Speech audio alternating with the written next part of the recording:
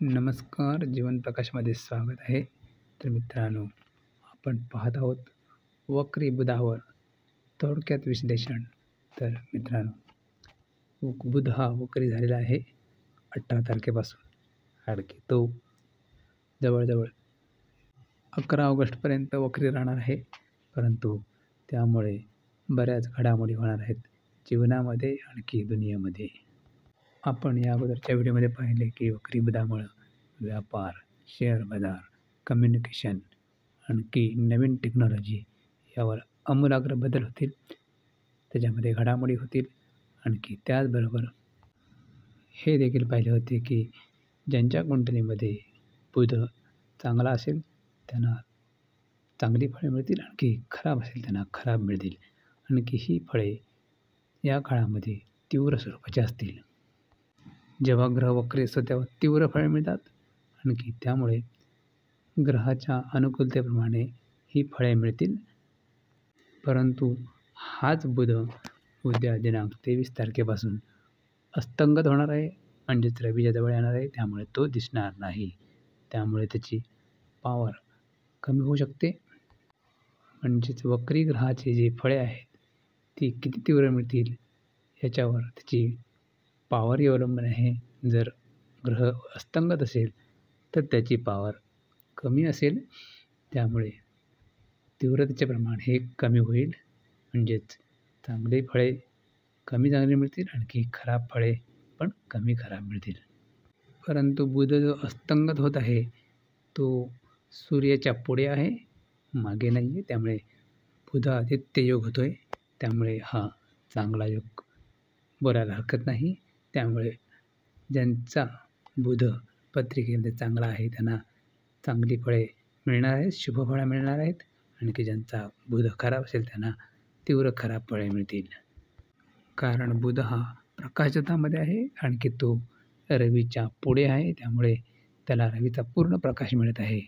त्यामुळे तो शुभ झालेला आहे.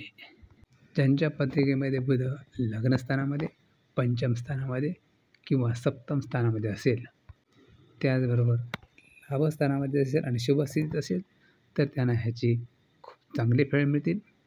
लग्न स्थानामध्ये बुध असेल तर त्यांना नवनवीन विचार येतील, नवनवीन कल्पना सुचतील. त्याचबरोबर लग्नस्थानातील बुधाची दृष्टी ही सप्तम स्थानावर असणार आहे. त्यामुळे अशा व्यक्तींच्या वैवाहिक जीवनाबद्दल चांगल्या घटना घडू शकतात. ज्यांना विवाह करण्याची इच्छा आहे त्यांना विवाह करण्याची इच्छा होऊ शकते. जर हाच बुध पंचम स्थानात असेल तर अशा व्यक्तींना प्रेम करण्याची इच्छा होऊ शकते किंवा कुणाशी प्रेम होऊ शकते. आज बुध सप्तम स्थानात असेल किंवा सप्तमेश असेल तर अशा व्यक्तींचे विवाह योग जुळून येऊ शकतात.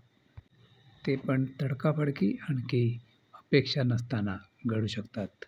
त्याचबरोबर ज्यांची बुधाची महादशा चालू असेल तर त्यांना याची फळे आणखी तीव्र मिळतील, आणखी आश्चर्यकारकरित्या मिळतील, ताबडतोब मिळतील, आणखी ती अनपेक्षित असतील.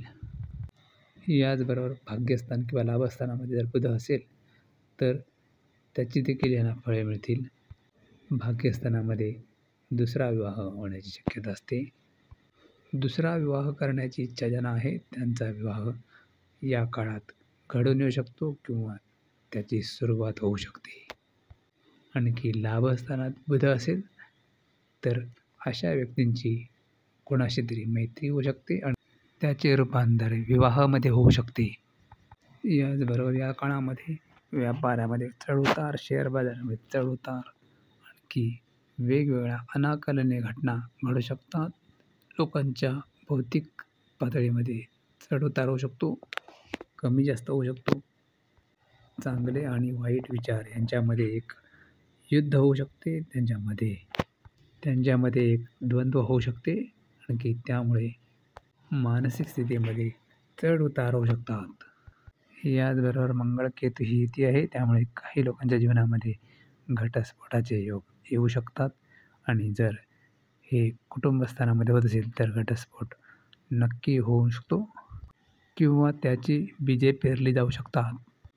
तर मित्रांनो, या वक्री बुधाच्या काळामध्ये खूप विचार करू नका. आणखी निर्णय विचार करून घ्या. घाई गडबडीने निर्णय करू नका. आणखी जो निर्णय घ्याल तो ठाम घ्या. तर ही होती माहिती वक्री बुध आणखी अस्तंगत बुधाबद्दल. आपल्याला माहिती आवडली असेल लाईक आणि शेअर जरूर करा. आणखी आमच्या जीवनप्रकाश चॅनलला सबस्क्राईब जरूर करा. धन्यवाद. जय श्रीराम. जय श्री स्वामी समर्थ.